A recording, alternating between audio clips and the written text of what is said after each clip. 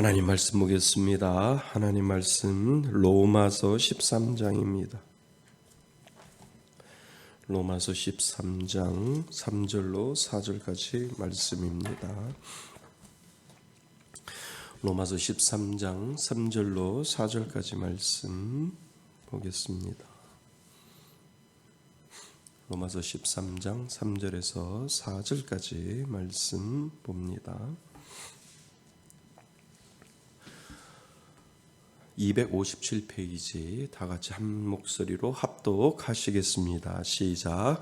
다스리는 자들은 선한 일에 대하여 두려움이 되지 않고 악한 일에 대하여 되나니 내가 권세를 두려워하지 아니하려느냐 선을 행하라. 그리하면 그에게 칭찬을 받으리라. 그는 하나님의 사역자가 되어 내게 선을 베푸는 자니라. 그러나 내가 악을 행하거든 두려워하라.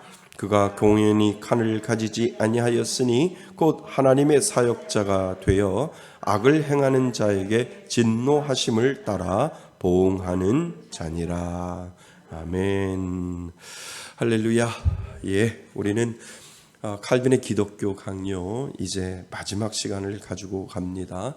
지난 시간에는요 4권 17장을 대표적으로 했는데요. 17장, 18장, 19장까지가 성찬에 대해서 저희들이 설명하였던 부분입니다. 그래서 제가 지난 시간에 17장을 했지만 17장 안에는 18, 17, 18, 19가 다 들어 있습니다. 그것이 바로 성찬에 대한 내용이고요. 오늘은 칼빈의 기독교 강요 대장정의 시간을 이제 마감을 합니다. 그래서 칼빈의 기독교 강요 4권 20장에 대해서 시민의 정부, 그냥 정부에 대해서 이렇게 국가와 교회와의 관계에 대해서 칼빈이 어떻게 이야기를 해주고 있는지를 우리가 한번 살펴볼 필요가 있습니다. 그래서 오늘은 길지가 않습니다. 그렇지만 내용은 아주 축약되어 있는 부분들이 많이 있어서 이 부분들을 좀 설명하다 보면 우리가 3페이지를 가지고도 충분히 우리가 이 부분을 다룰 수 있고 다룰 필요가 있다라고 하는 것을 우리들에게 가르쳐 주고 있습니다.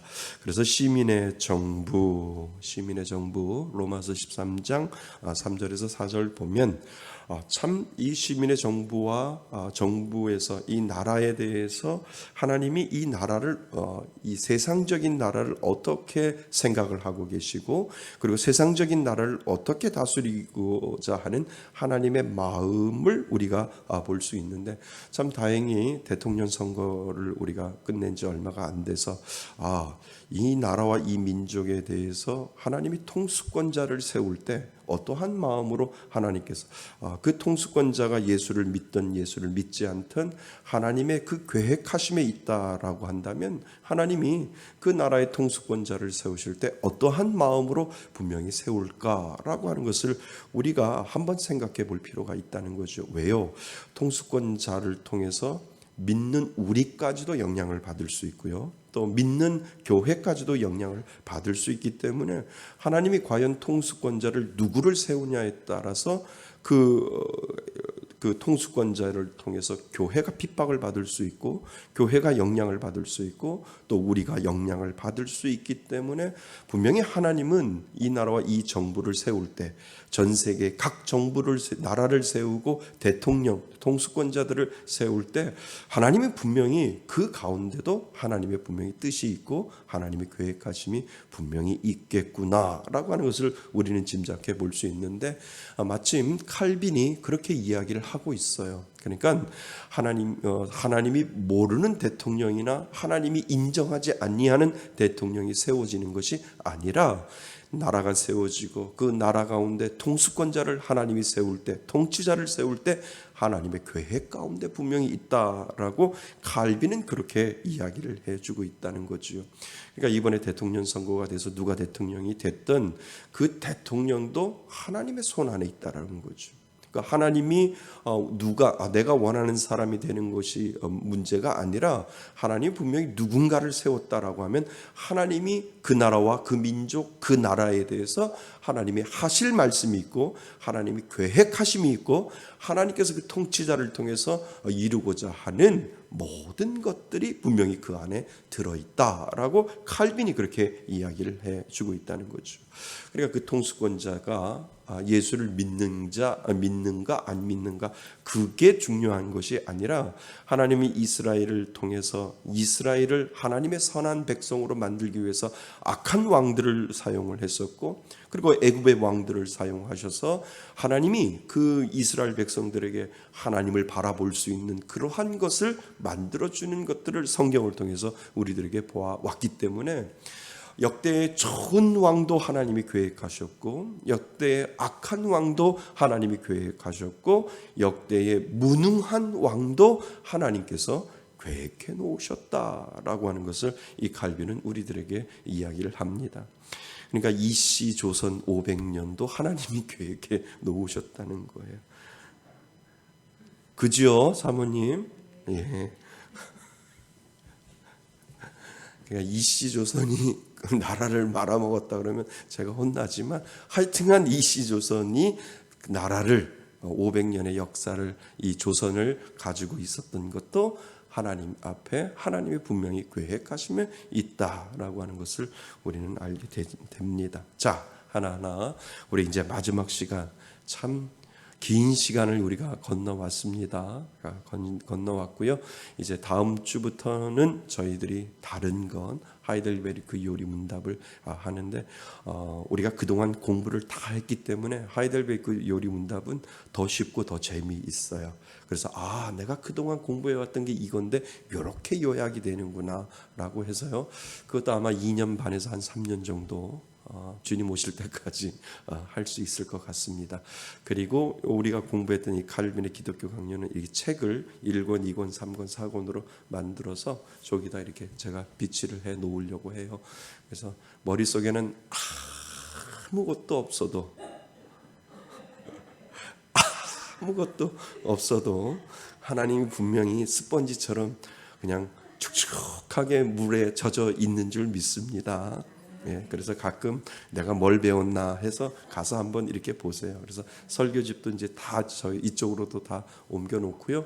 저희들이 그동안 공부했던 많은 것들을 제가 책으로 만들어 놓아서 언제든지 이것이 2권, 3권으로 만들 수 있도록 그렇게 해 놓을 겁니다.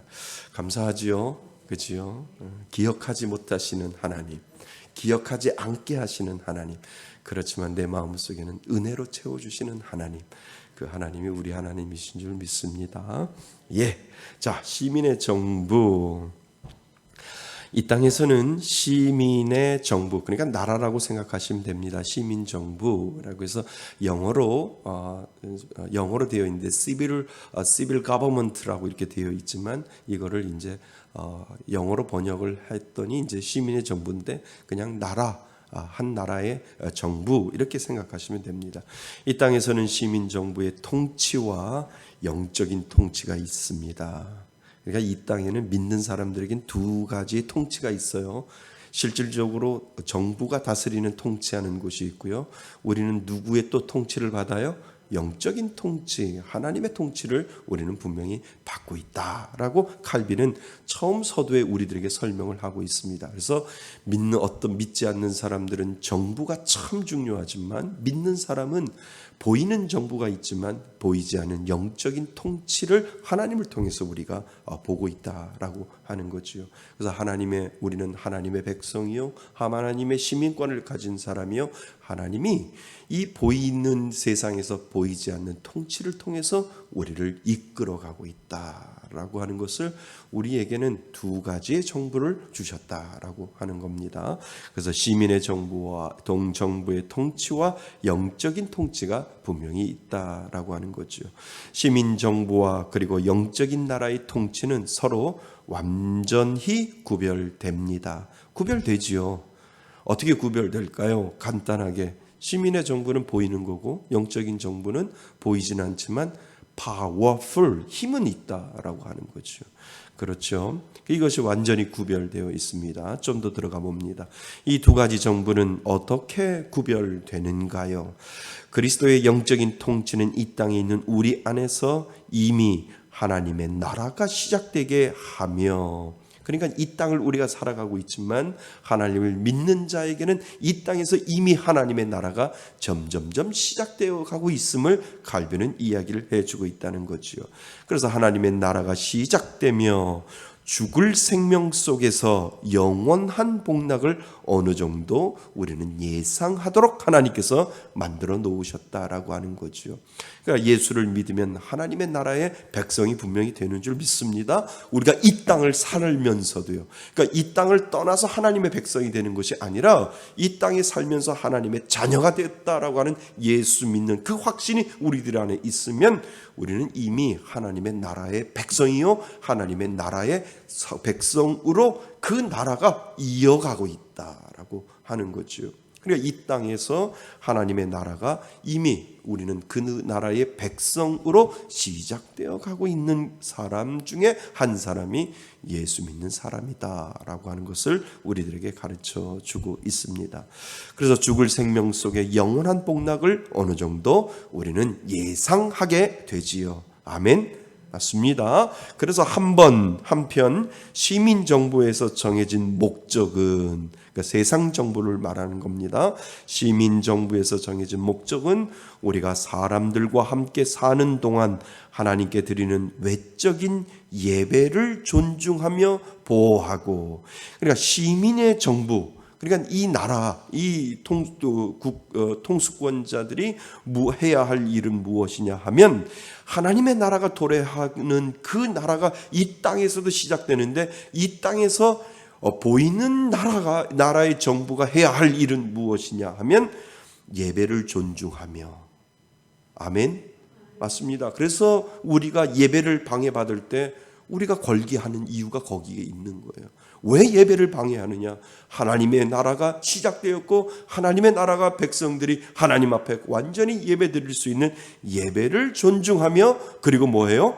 보호하고 건전한 교리와 교회의 지위를 수호하며 우리를 사회생활에 적응시키고 우리의 행위가 사회 정의와 일치하도록 이끌며 우리가 서로 화해하며 전반적인 평화와 평온을 증진하는 것입니다.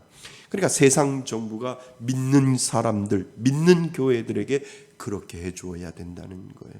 예배를 방해하지 아니하고, 그리고 존중하고, 그리고 교회를 보호해주고 견전한 교리와 교회의 주의를 인정해줘야 그것이 바로 세상 정부도 살 수 있는 방법, 하나님 앞에 복 받을 수 있는 방법을 하나님께서 말씀해주고 있다라고 하는 거죠.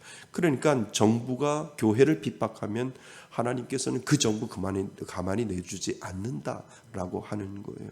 그러니까 이것이 세상적인 정부와 영적인 나라의 완전히 다르지만 이 상호 협력적으로 세상 정부는 하나님의 교회를 보호해주고 예배를 방해하지 말아야만 복을 받을 수 있는 근거를 우리들에게 설명을 해주고 있다라고 하는 것이지요.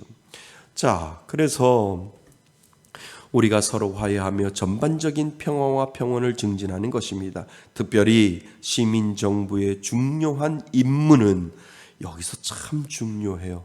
우상숭배와 하나님의 이름에 대한 모독과, 그리고 하나님의 진리에 대한 회방과, 그리고 신앙에 대한 공공연한 방해가 사회에서 발생하거나 만연하지 않도록 하며, 이것이 참 중요하다라고 하는 거예요. 그러니까 세상의 시민의 정부가 중요한 의무는 무엇이냐면 우상을 숭배하면 하나님이 가만히 내주지 않는다라고 하는 거예요. 그리고 하나님의 이름에 대한 모독을 가하면 누가 가만히 내주지 않느냐면 하나님이 내주지 않는다라고 하는 거예요.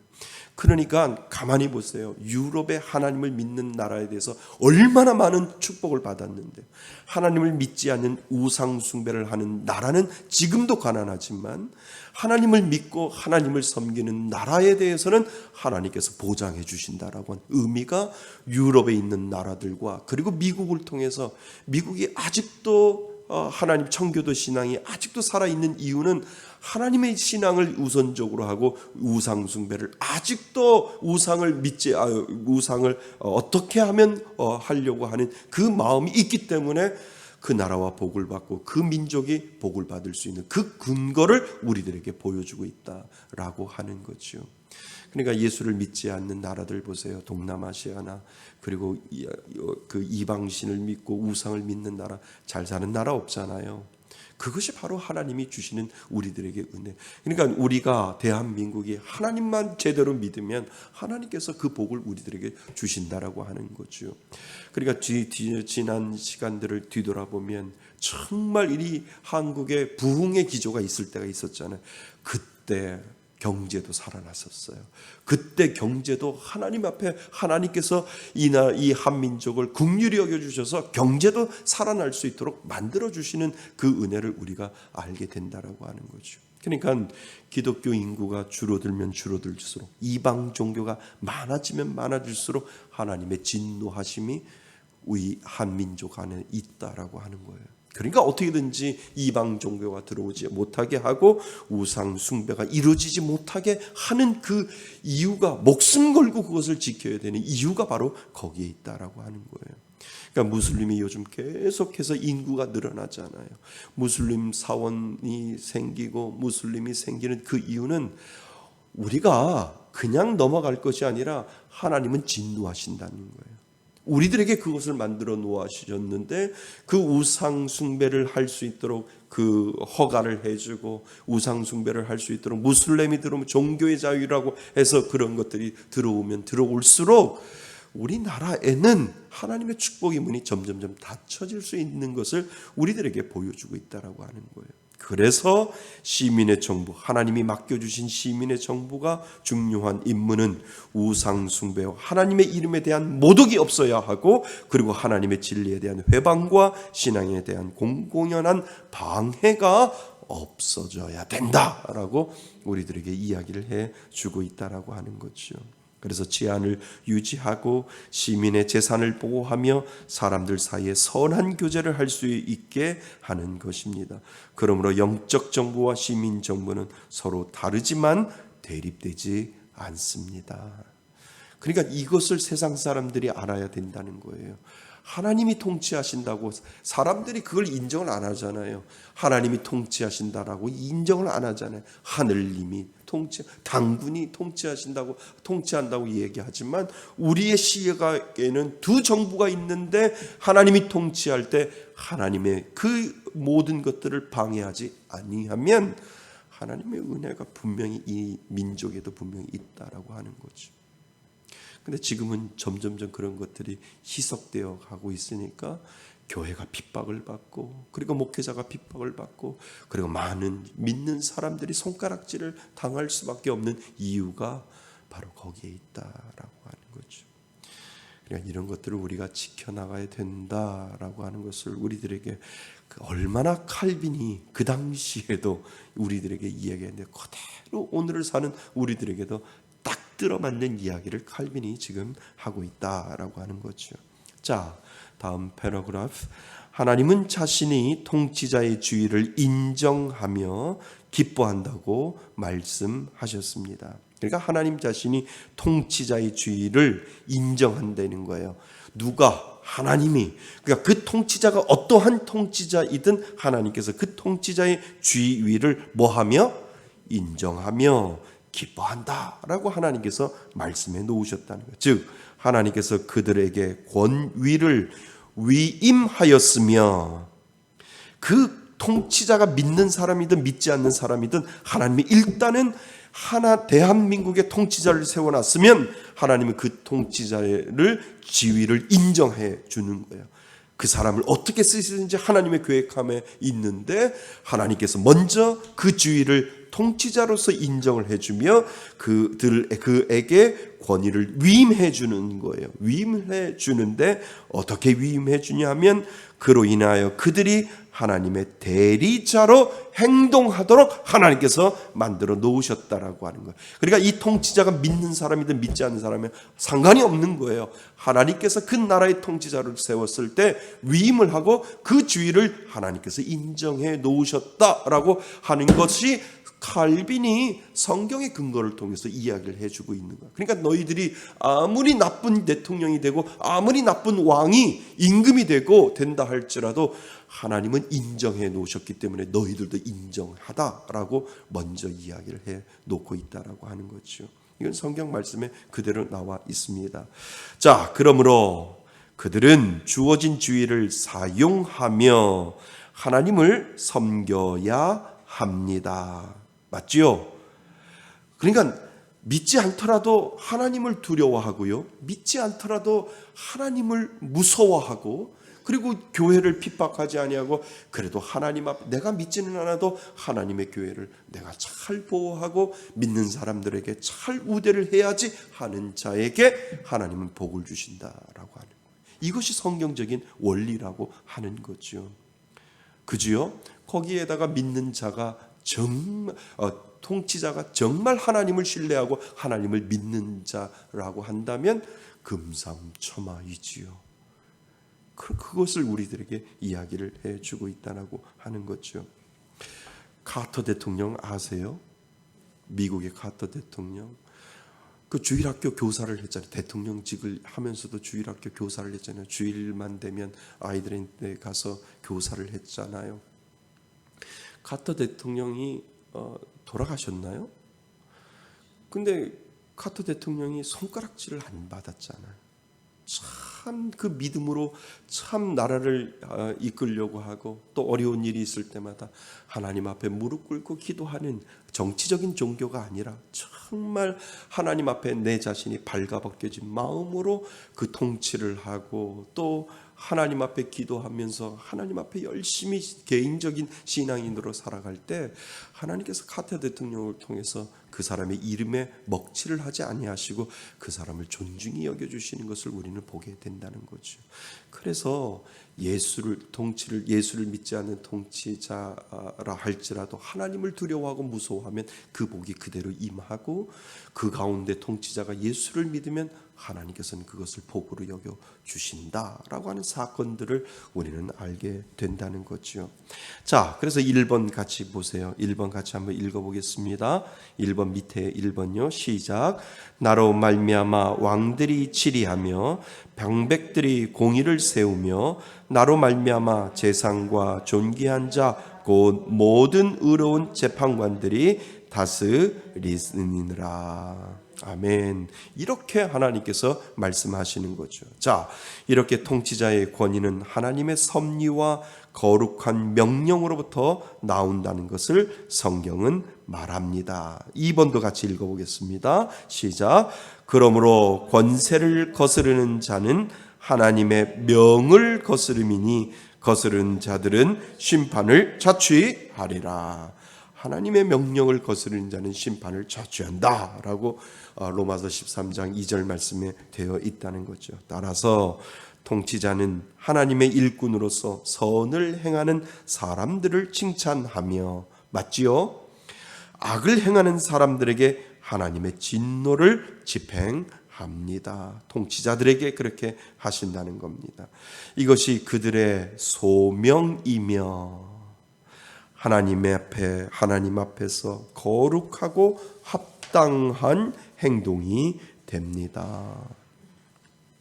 그러므로 세상의 통치자는 하나님이 정하시기 때문에 누가 정한다고요? 하나님이 정하시기 때문에 하나님을 두려워하지 아니하면 무엇을 면치 못한다고요? 심판을 면치 못할 것임을 우리에게 알려주십니다. 그렇지 않아요?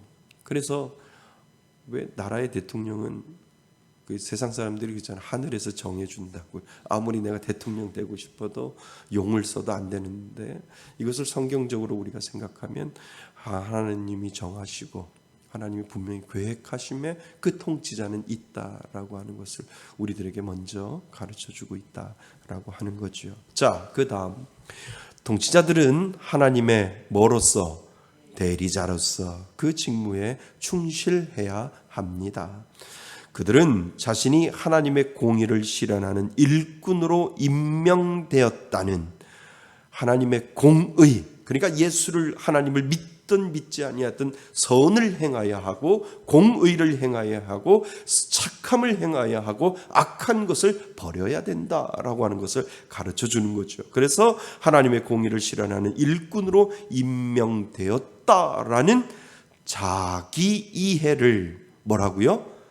자기 스스로 이해, understanding, 자기 스스로 이해를 반드시 가지고 있어야 된다는 거예요. 그러니까 내 스스로 대통령이 된 것이 아니고 내 스스로 나라의 총리가 된 것이 아니라 하나님이 나를 대통령으로 세웠구나. 내가 알지 못하고 내가 믿지 못하는 신이 나를 대통령으로 만들어 주었구나. 총리로 만들어 주었구나. 라고 하는 그 자기 이해를 먼저 해야 한다라고 하는 것을 이야기를 합니다. 그래서 자기 이해를 반드시 가지고 있어야 합니다. 그래서 고결함과 순결함과 온유함으로 자기 일을 감당해야 합니다. 그렇죠? 그렇죠?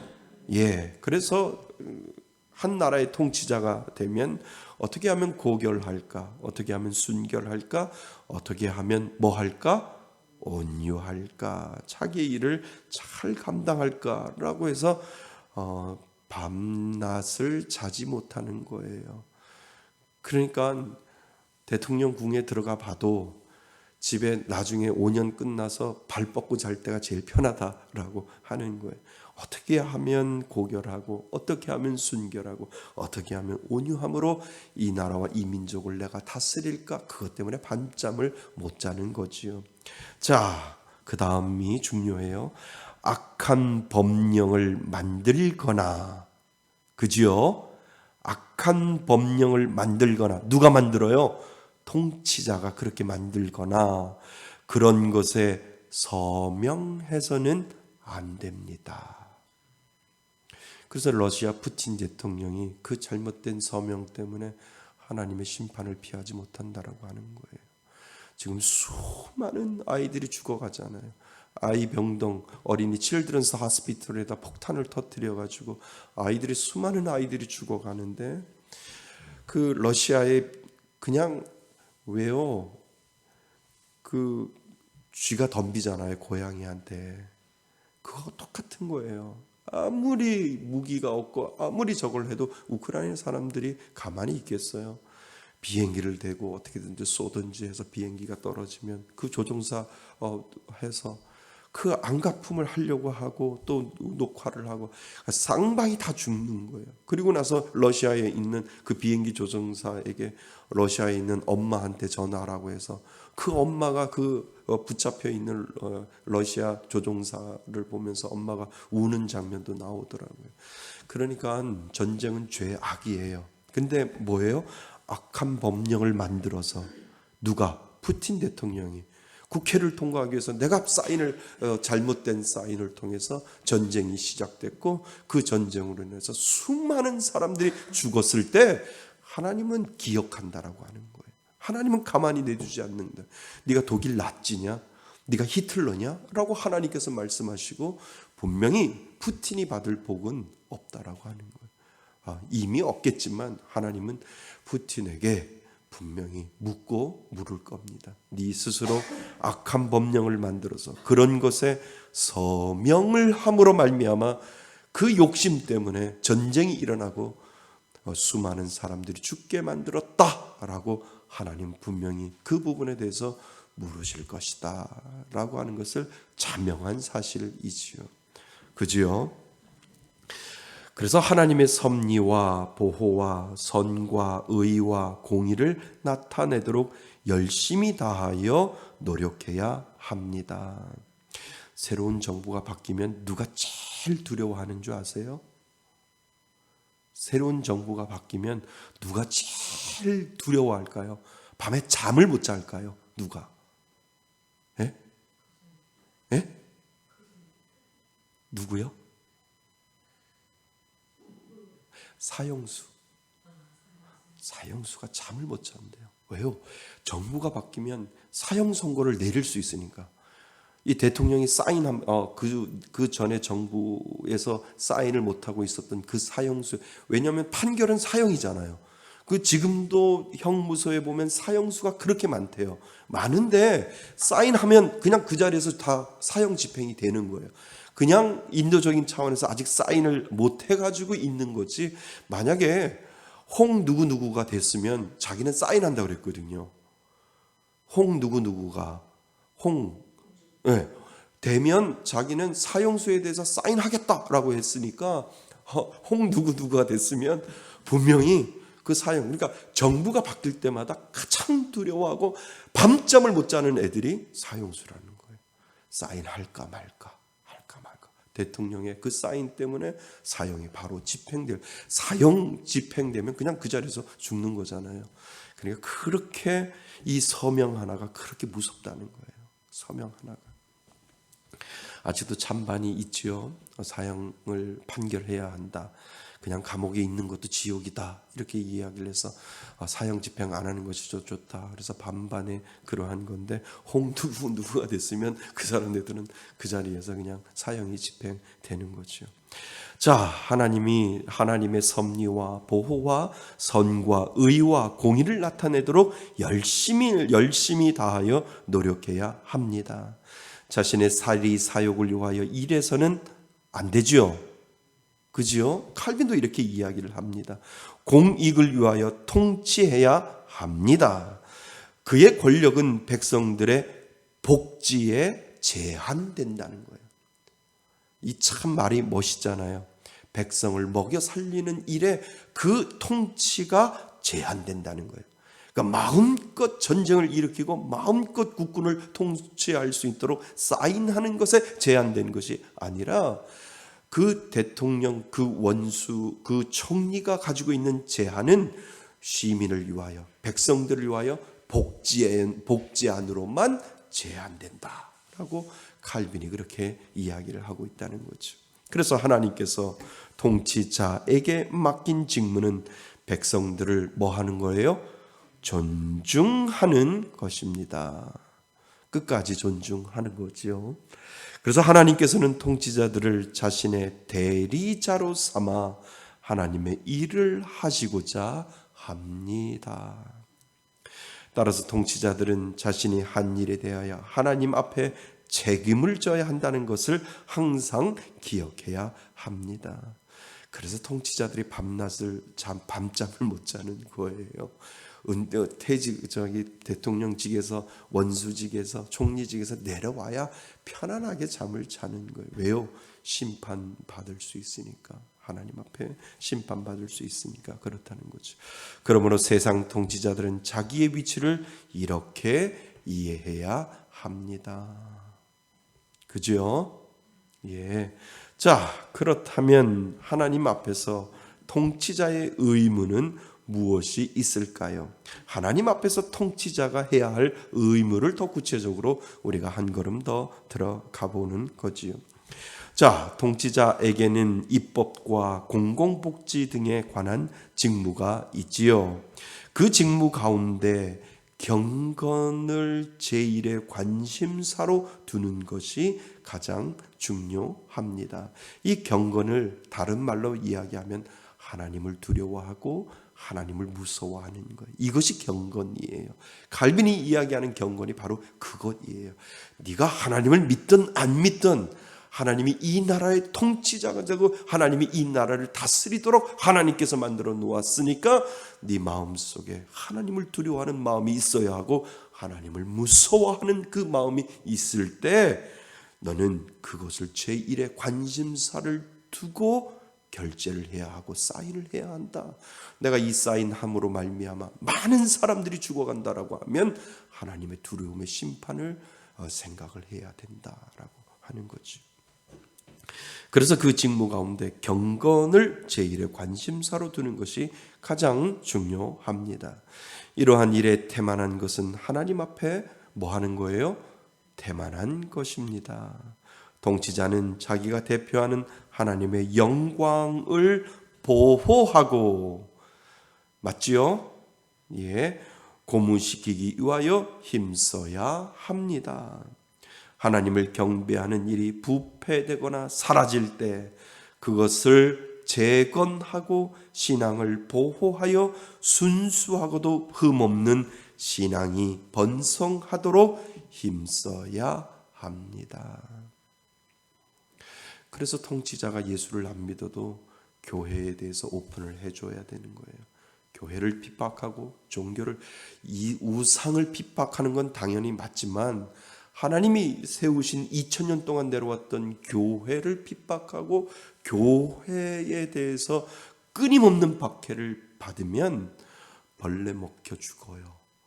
사도행전이 나오죠. 벌레 먹혀 죽어요.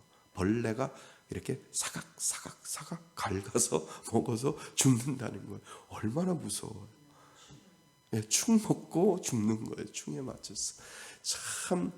참 성경이 참 리얼해요. 예, 죽어도 그냥 죽었더라 이렇게 하면 되는데 벌레 먹혀 죽었더라. 그 작은 벌레의 몸이 그냥 뜯겨서 그냥 하나하나 먹였다라고 하는 그것은 그만큼 무섭다라고 하는 거예요. 그만큼 고통스럽게 죽어간다라고 하는 것을 우리들에게 가르쳐주고 있다는 거죠. 자, 어디죠? 하나님을 무시하고서 사람들 사이에 정의를 확립하는 것은 무의미합니다. 진정한 공평과 정의는 하나님의 속성으로부터 나오기 때문입니다. 그러니까 누구나 하나님을 믿지 않는 통치자라 할지라도 하나님을 두려워하며 하나님을 무서워하는 그 마음으로 통치를 하면 하나님께서 책임져 주신다라고 하는 의미가 그곳에 들어 있습니다. 자, 그렇다면 반대로 통치자에 대한 시민들의, 그러니까 백성들의 의무는 무엇이 있을까요? 궁금하지요? 그지요? 자, 통치자에 대해 시민들, 백성들은 통치자의 지위를 존귀하게 생각할 의무를 집니다. 그지요? 그러니까 누가 대통령을 됐든, 자기가 원하는 대통령이 됐든, 자기가 원치 않은 대통령이 됐든, 일단 대통령이 되면 하나님의 성경적인 근거를 따라서 존귀를 해야 하는 거예요. 인정을 해야 하는 거예요. 하나님, 내가 원하는 대통령이 안 됐는데 그 사람 싫어요가 아니라 하나님, 제가 싫지만 하나님의 뜻이 있어서 세웠으니까 하나님 제가 존경할게요, 존귀히 여길게요가 성경적인 근거라고 하는 거죠. 그러니까 지금 대통령 선거를 끝내서 50대 50이잖아요. 그러니까 이 반 50이 끝까지 미워하면 자기에게 손해라는 거예요.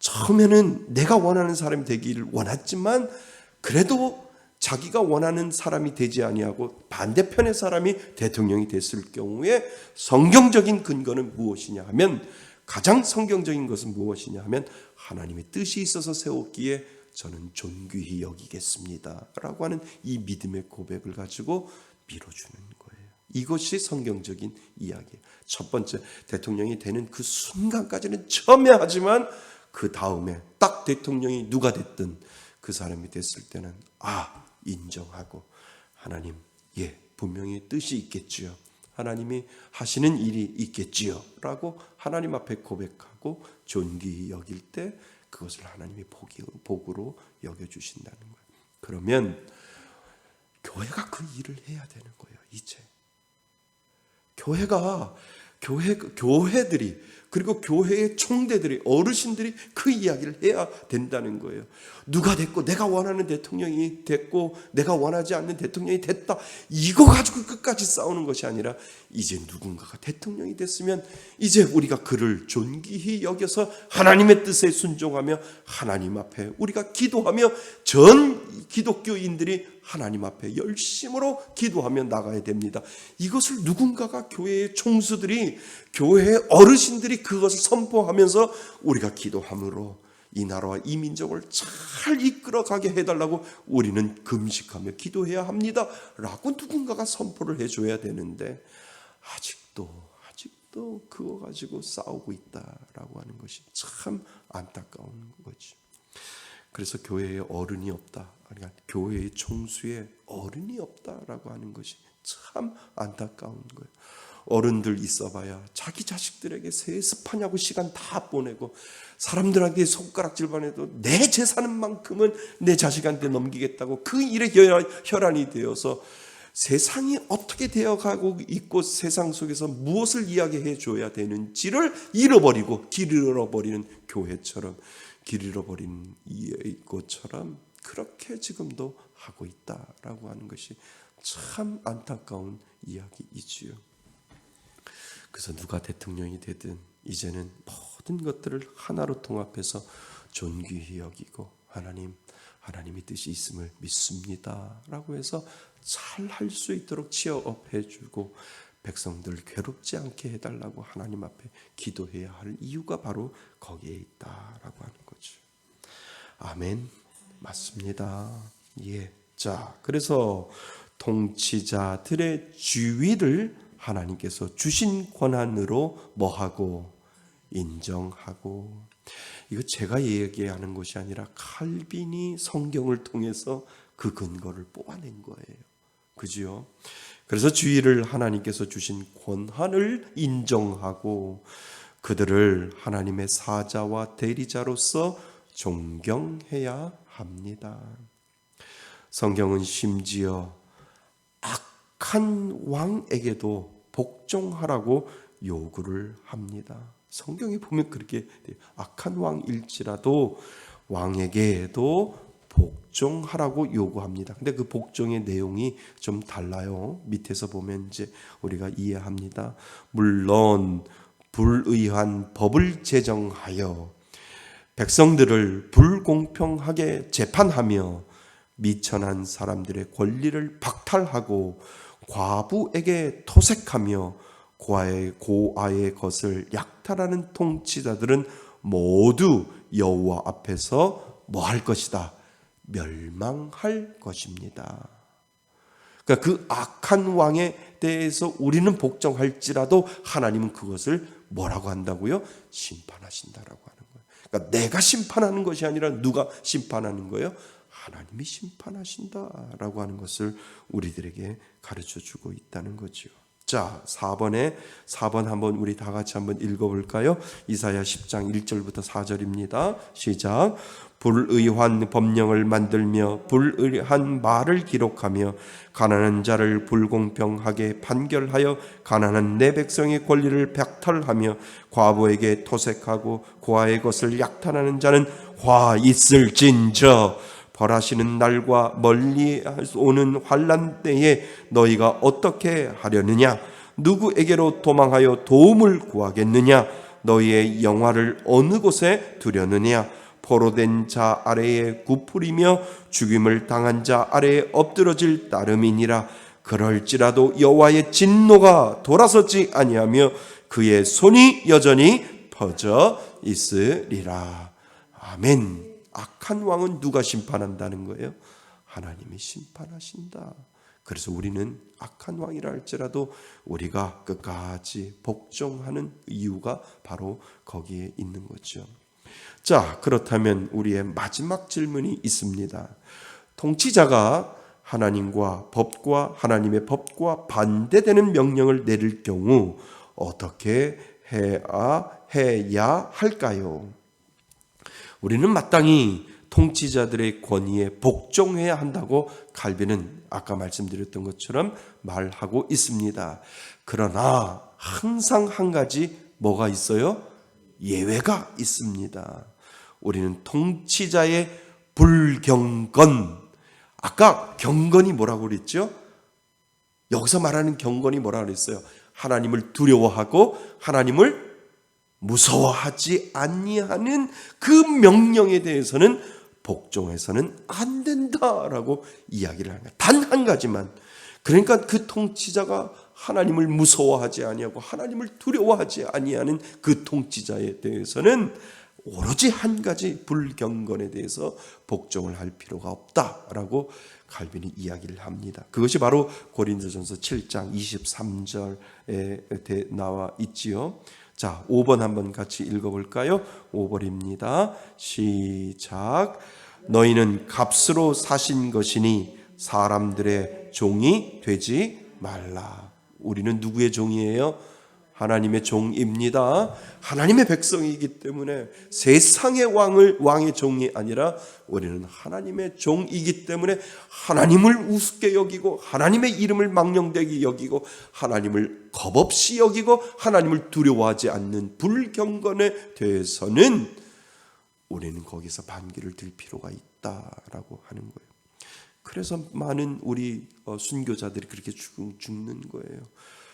그러니까 그 법에, 그 통치에 대해서 불복종해서 죽는 것이 아니라 네가 얼마나 통치자인데도 하나님을 무서워하지 아니하고 하나님을 두려워하지 아니하고 믿는 자를 박해하고 믿는 자들을 처형시키는 너 하나님의 그 벌을 받을 것이야 라고 하면서 끝까지 목숨 걸고 화영대 위에 올라가서 불사름을 당하면서 죽으면서도 하나님을 위해서 싸우는 그러한 모습을 우리는 계속해서 봐왔듯이 중세시대에 봐왔듯이 하나님을 두려워하지 아니하고 무서워하지 않은 것에 대해서 순종하지 않아도 된다라고 하는 것을 우리들에게 가르쳐주고 있지요. 자, 이것은 중요합니다.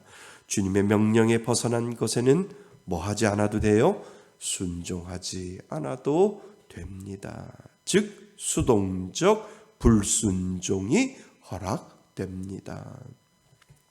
Passive disobedience라고 해서 영어로 좀 어려운 말인데요.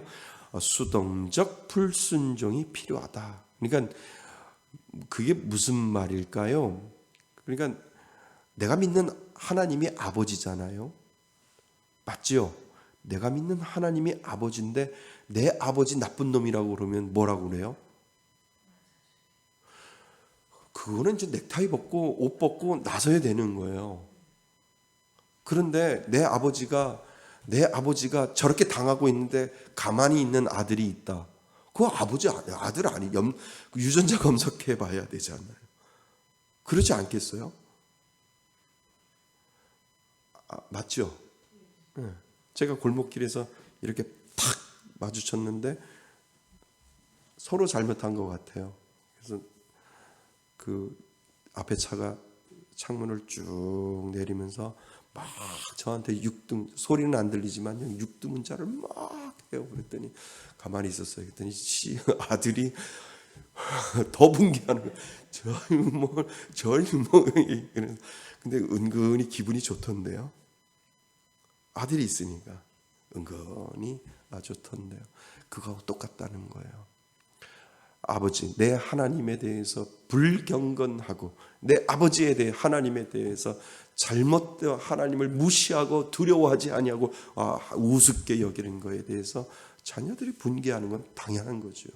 네가 뭔데 우리 아버지, 우리 하나님 아버지를 업신여겨? 라고 반기를 들을 때 누가 좋아하셔요? 하나님이 좋아하시는 거예요. 야, 내가 하나님이라서 가지 못하는데 내가 한 대 줘 박으면은 네가 하나님이야 그럴까봐 내가 가만히 있었는데 네가 내 대신 가가지고 싸워주니까 고맙네, 내 아들 맞아, 이렇게 하신다니까. 그거 똑같다라고 하는 거예요. 그래서 우리에게 정말 하나님을 욕하는 자들에게 가만히 있는 것이 아니라 하나님을 욕하는 자에게 우리가 반기를 들 수 있는 이유가 바로 거기에 있다라고 하는 거죠. 자, 결론. 영적 정부와 시민 정부는 서로 다르지요. 맞지요? 예, 시민 정부는 하나님께서 자신의 영광을 위하여 정하신 것입니다. 그러니까 세상에 보이는 정부는 하나님께서 이미 영광을 위해서 하나님의 계획하심에 놓여 있다는 거지요. 시민 정부는 외적인 예배를 보호하고 교회의 지위와 바르고도 경건한 교리를 변호하며 일반적인 평화를 증진시키는 역할을 해야 복 받는다는 거예요. 해야 하나님의 은혜를 받는다라고 하는 거지요. 그래서 시민의 정부에서는 위정자와 법과 백성이 있습니다. 위정자는 하나님께서 정하신 것입니다. 시민 정부는 불법에 대해서 전쟁할 권리가 있습니다. 그리고 백성은 시민 정부에 대한 의무를 수행해야 합니다. 아멘. 예. 좀 이해되셨어요? 그래서 정부가 필요한 거예요. 그리고 통치자는 누가 세웠다고요? 그 사람이 믿든 믿지 않던 하나님의 계획하심으로 하나님이 세웠기 때문에 우리들의 첫 번째 조건은 뭐예요? 하나님이 세웠기 때문에 인정해야 하고 존중해야 한다는 거예요. 그렇지만 하나님을 업신여기고 하나님을 하나님을 경건하게 여기지 않는 자에게 우리 아버지 왜 그래? 우리 아버지를 왜 욕해? 그러면서 우리가 반기를 들 수 있는 이유가 바로 거기에 있다라고 하는 거죠. 아멘. 이게 중세시대에 칼빈이 썼단 말이에요. 근데 오늘날도 얼마나 딱 맞아요. 참 그 해안을 하나님께서 이 칼빈이 말씀을 통해서 풀어제칠 수 있도록 하나님께서 영적인 해안을 분명히 주셨다라고 하는 것이 참 이 시민의 정문을 통해서 우리들에게 다시 한번 깨닫게 하고 하나님께서 은혜를 주셨습니다. 감사합니다. 할렐루야. 예, 2년 반 동안 수고 많으셨습니다. 예. 제가 감회가 있죠. 그죠? 참 어려운 것, 참 우리 성도님들에게 칼빈의 기독교 강요, 참 듣도 보지도 못한 칼빈을 공부를 했는데 내가 장로교인이면 칼빈을 공부했기 때문에 여러분들이 참 잘 공부해 오셨어요. 이제는 칼빈의 기독교 강요를 다 공부했기 때문에 나는 장로교인이다라고 아주 단언할 수가 있어요. 왜요? 칼빈이 장로교를 썼던 장로교를 세웠던 이유가 바로 이 칼빈의 기독교 강요를 근거를 통해서 우리들에게 가르쳐 주었기 때문에 그렇다는 거죠. 하나님 앞에 모든 영광을 우리 박수로 올려드리겠습니다. 네. 감사합니다. 오늘 주신 말씀을 가지고 우리 잠깐 기도하고 마치겠습니다.